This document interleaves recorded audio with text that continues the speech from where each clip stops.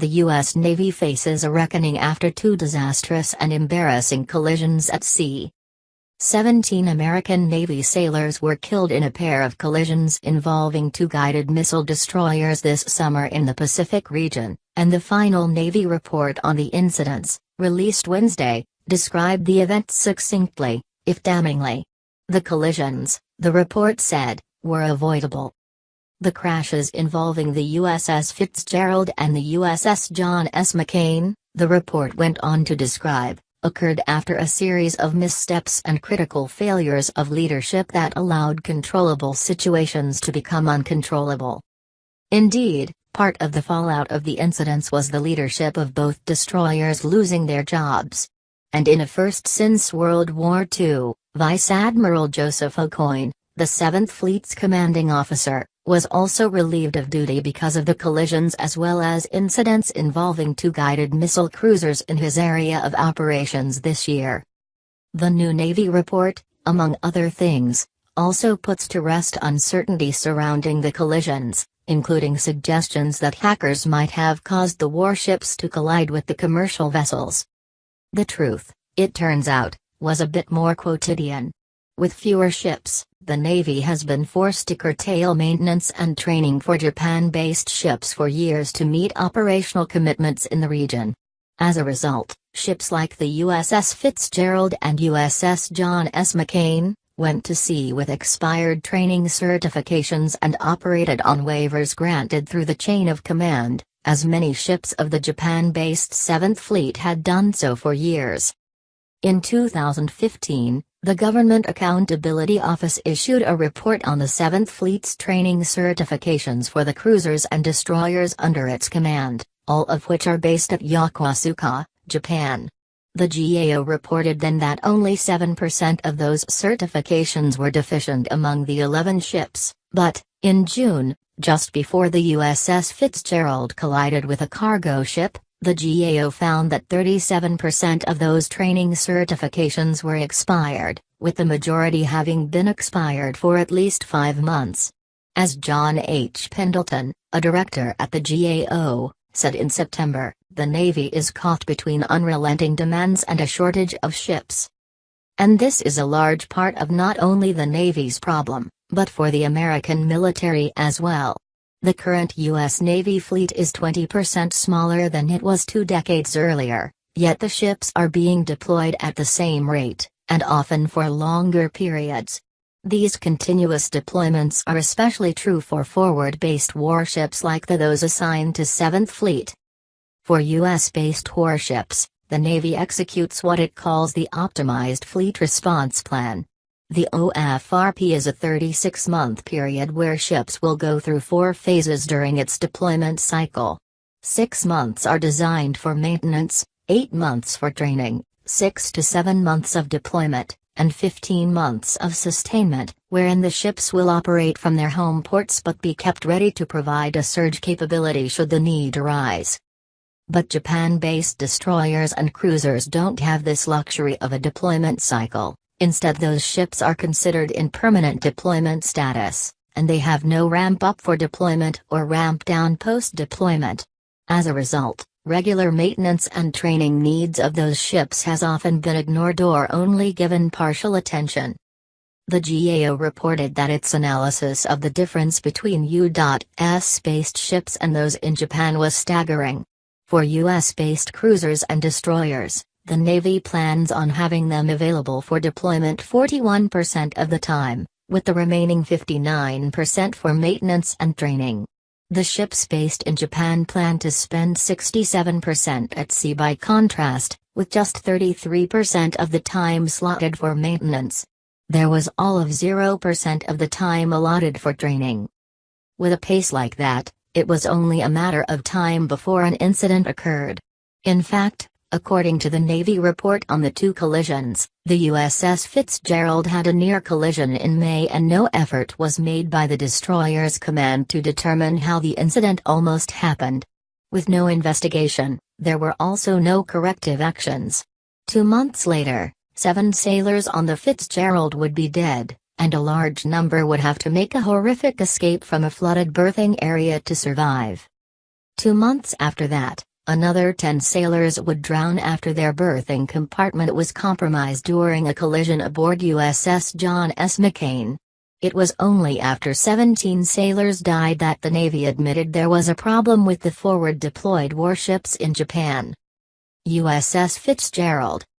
As previously reported on Foxtrot Alpha, the USS Fitzgerald collided with the container ship ACX Crystal on June 17, when the guided missile destroyer was approximately 56 miles southwest of Yokosuka, Japan.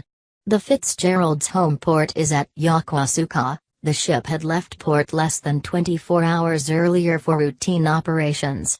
The destroyer and its crew had spent its first day at sea conducting training evolutions and equipment loading operations.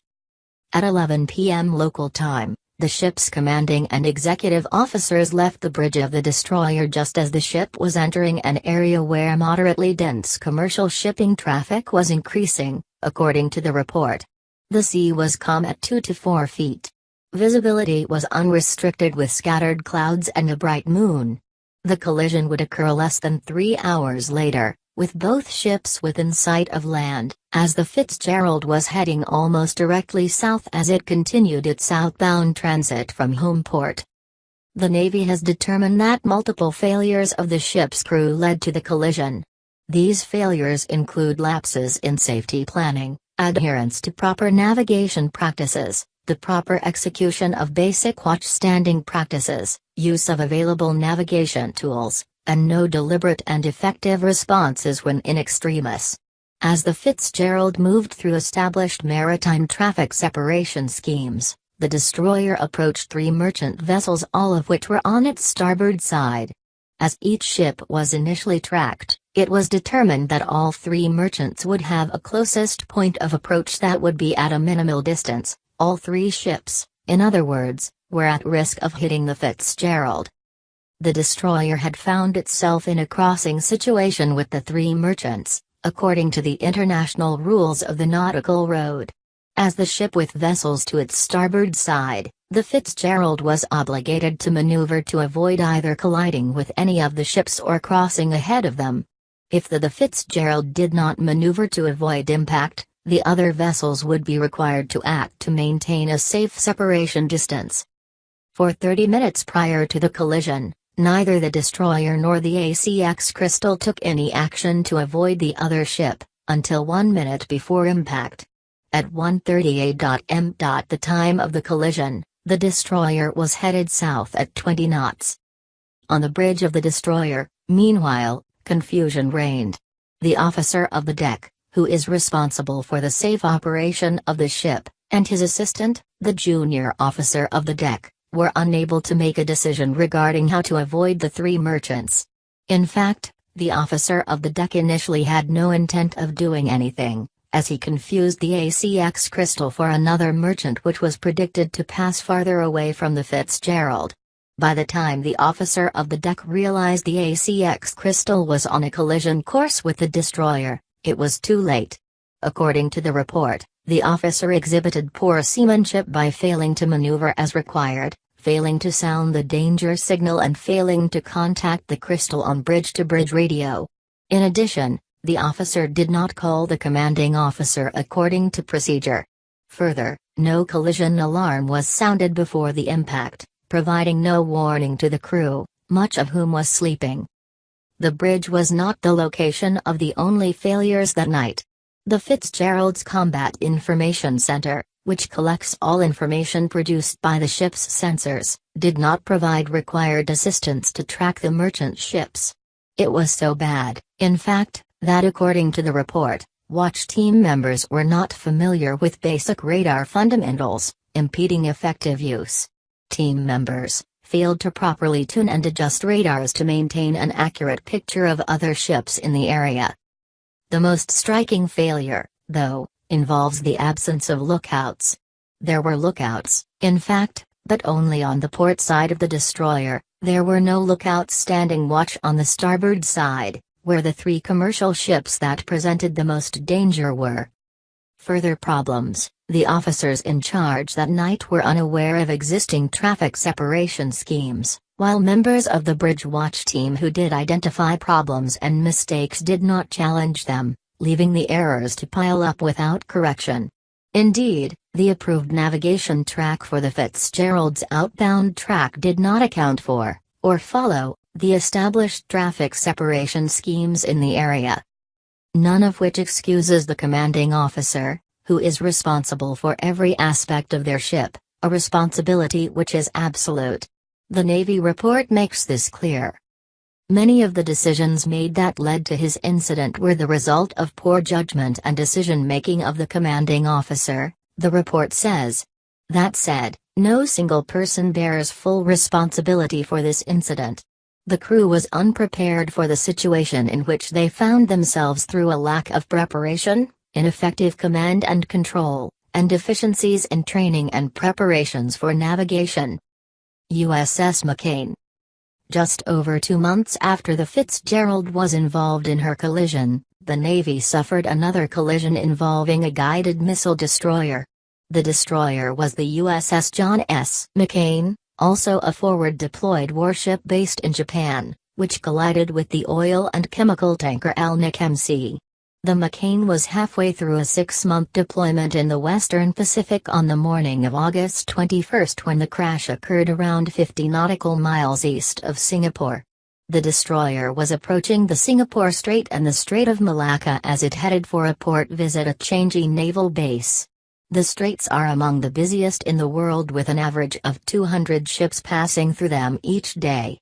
On the morning of the collision, the moon had already set. Skies were overcast with no illumination and the seas were calm, with 1 to 3 foot swells.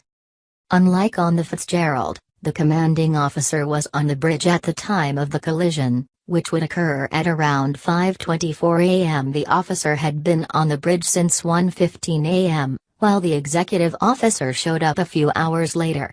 The command recognized the danger of operating in a high-traffic area, especially at night. At 5:19 a.m., the commanding officer noticed the helmsman, the sailor responsible for steering the ship, was having trouble maintaining course while simultaneously trying to adjust the throttles for speed control. The commanding officer then ordered additional measures to take control, but the unplanned shift, the report states, caused confusion in the watch team, and inadvertently led to steering control to be transferring to the lee helm station without the knowledge of the watch team. Not knowing that steering had been mistakenly transferred, the helmsman thought steering had been lost, just as the McCain entered the middle channel of the Singapore Strait, where a high density of shipping traffic awaited them. At 5:20 a.m., the McCain entered the channel and, a minute later, the helmsman reported that steering was lost. Steering, of course, was not actually lost, but it was believed lost, and during the switch in control, the rudder went center. Prior to the switch, the ship had been steering 1 to 4 degrees of right rudder, which meant that when the rudder went center, the destroyer's course began to drift left. That was happening while the ship's commanding officer ordered it slowed from 20 knots to 5. But the lee helm only slowed one of the ship's propellers, and for 68 seconds the other propeller turned at 20 knots before the mistake was recognized. The combined effect of wrong rudder direction and the two shafts working against each other caused the McCain to execute an uncommanded turn left into an area of heavily congested traffic, bringing it dangerously close to 3 different vessels, including the McCain. Situational awareness on the bridge, meanwhile, had been lost, as the crew was tunnel-visioned on the loss of steering report and the corrective measures underway to regain control. Steering was quickly restored, but within minutes, at 5:24 a.m., the American warship and the oil and chemical tanker collided. Prior to the crash, neither ship sounded the 5 short blasts of ship whistles to warn of danger, and no attempt was made to make contact via radio. During the investigation, it was determined that, before impact, 4 different sailors had manipulated the controls necessary for maneuvering the ship. In addition, several sailors on watch during the collision were on temporary duty from USS Antietam, a guided missile cruiser also based in Japan that had significant differences with their steering control systems, compounding the issue during critical moments. The Antietam had run aground in January 2017 in Tokyo Bay, releasing 1,100 gallons of hydraulic fluid. The Navy's report also said that the commanding officer did not station the sea and anchor detail, which would have posted additional personnel prior to entering the congested waters, despite recommendations from the navigator and other officers. Many of the watchstanders that were posted lacked even a basic understanding of how the steering control system worked, including supervisors who were responsible for training them. Even more troubling, the report says, senior officers and bridge watchstanders did not question the helm's report of a loss of steering nor pursue the issue for resolution. Making necessary changes. When Admiral John M. Richardson appeared before the Senate Armed Services Committee in September, he delivered assurances that the Navy was going to fix the problems that had plagued the Fitzgerald and McCain. And on Tuesday, a day before the report was released, the Navy established a new command that would oversee the training and certification of Japan-based warships. That command will be based in Japan and will have the final say whether a ship can deploy or whether it needs remedial. In a released statement, Admiral Scott H. Swift said that he was forming the command to address an organizational gap that allowed a culture to grow myopically focused on operations to the detriment of readiness. The first commanding officer of the new command is Captain Rich Hauser, who previously had been the skipper of USS Fitzgerald from 2008 to 2010. Under his leadership, the command will initially report directly to Swift, but eventually will be absorbed by Naval Surface Forces Command.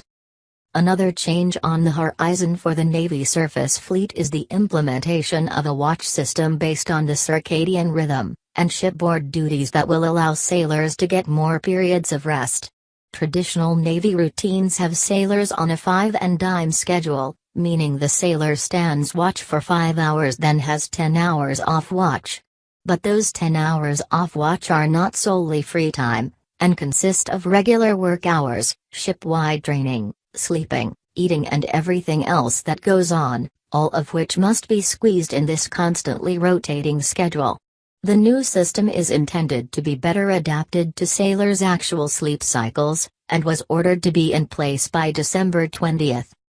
After the McCain accident, the Navy ordered its commands to take an operational pause to go over navigational and safety rules and regulations. Overconfidence, inattention to detail, and, above all, complacency are the three biggest contributing factors to these collisions. Yet, somehow it is still difficult to understand how poorly trained the crews were in some very critical areas of seamanship and navigation. Still, when it came to damage control, the training was exceptional, as both crews managed to save their ships, and many lives, following the accidents.